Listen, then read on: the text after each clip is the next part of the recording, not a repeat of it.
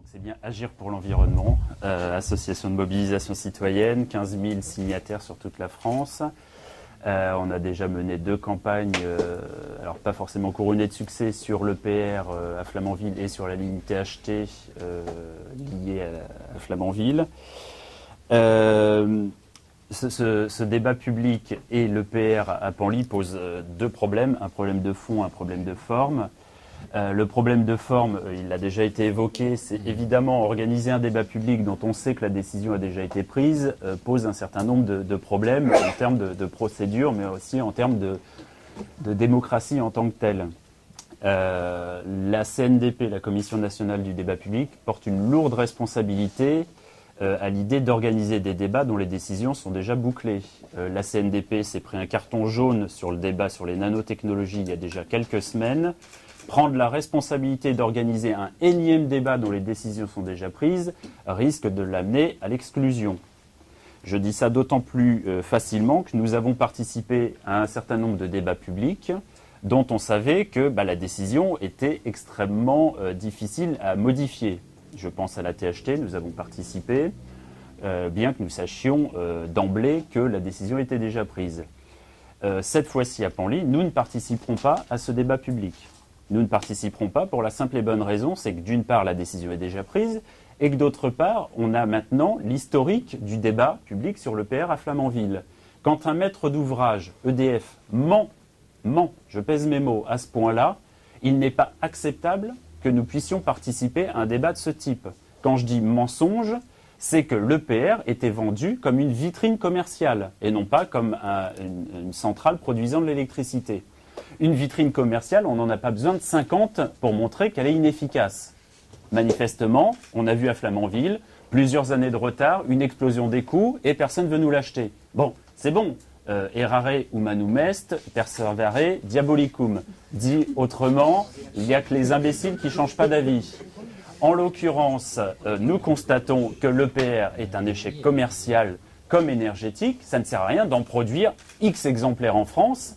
On le sait très bien, ça ne va pas marcher, ça coûte cher. Bon, et en plus, la décision est déjà prise. Donc c'est vrai que sur le débat public, sur la forme, il y a un problème.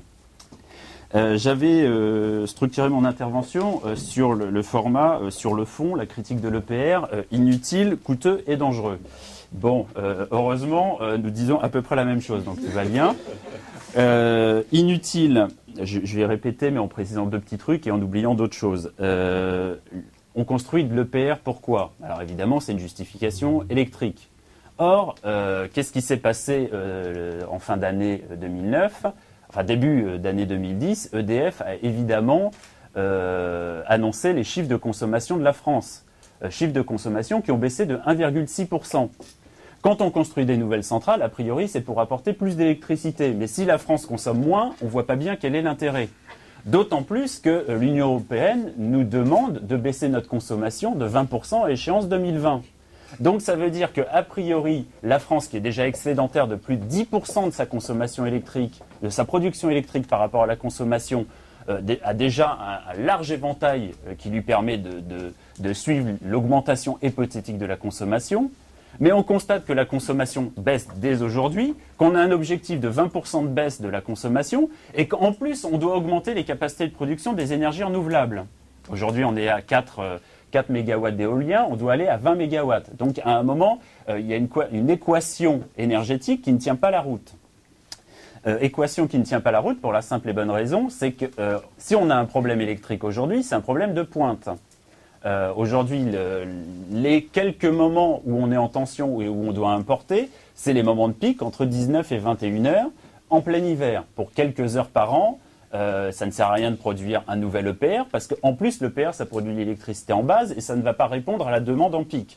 Donc, on répond à une question qui n'est même pas posée. Bon, mais ça, c'est la logique du nucléaire, c'est de vous imposer les réponses en espérant que vous ne posiez pas les bonnes questions. Coûteux. Alors coûteux, je vais pas revenir sur la dérive des coûts, même si ce qu'il faut préciser, c'est que ce n'est pas seulement un investissement de 3, 4, 5, 6 milliards d'euros, c'est une immobilisation pendant 10 ans. L'immobilisation, ça fait la richesse des banques. Une éolienne, vous investissez, le premier kilowattheure électrique, il est rentable au bout d'1 an. Quand vous investissez 6 milliards, ils sont immobilisés pendant 10 ans, et pendant ce temps-là, vous payez la dette et les intérêts. Et c'est ça qui est un vrai bonheur, c'est que tout à la fois, vous devez investir énormément, et en plus, ça fait le bonheur des banques. Coût, évidemment, sur l'immobilisation, sur la maintenance. Proglio, patron multicarte, cumulard, patroneur, a annoncé devant la commission, une des commissions parlementaires, que la maintenance des centrales nucléaires dans les 3 prochaines années, c'était 30 milliards d'euros. 30 milliards d'euros. Enfin, je ne sais pas si vous imaginez, 2 EPR à 4 milliards et demi, plus la maintenance à 30 milliards, plus la ligne à très haute tension, plus le démantèlement dont on va bien devoir à un moment s'apercevoir qu'il a été manifestement sous-évalué, eh bien, on constate que la facture va être très salée. C'est à l'instar du programme autoroutier aujourd'hui, où on va constater qu'à un moment, construire des nouvelles autoroutes qui ne sont pas rentables, construire des centrales nucléaires qui ne sont pas rentables, eh bien, il y a bien quelqu'un qui va payer la facture. Dangereux, pour finir, dangereux évidemment sur les risques d'accident, évidemment aussi sur les risques de prolifération du plutonium. L'EPR, ce n'est pas une centrale comme une autre, c'est une centrale qui utilise du MOX, un mélange de plutonium et d'uranium, qui légitime évidemment la Hague, avec les capacités de retraitement, parce qu'en France, on a fait le choix kafkaïen où on retraite, entre guillemets, le nucléaire, mais où on produit après beaucoup de plutonium. Vu qu'on ne sait pas quoi en faire, eh ben on crée de l'EPR, sauf que l'EPR justifie le plutonium et donc les risques de prolifération atomique.